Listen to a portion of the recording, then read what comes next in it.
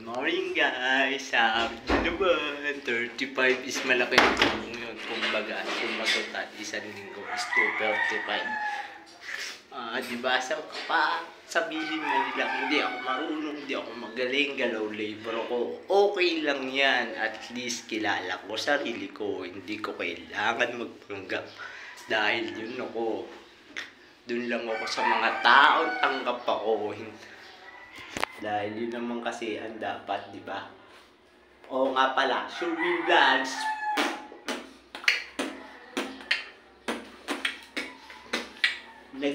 Nagdidiwang na ang puso ko pag ako'y inaantok. Wala na akong pakialam kahit papakit pa ng lamok, kahit mainit pa, lamig. Basta napasandal, dere-derecho lang ang tulog kahit bumaranda.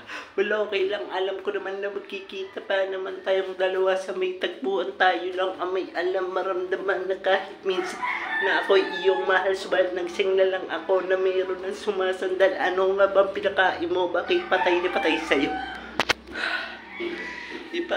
Ipagtatapat sa'yo, ikaw lang ang aking pantasya. Sagtin mo lang ako, ililipot kita sa Asya, buong asyenda.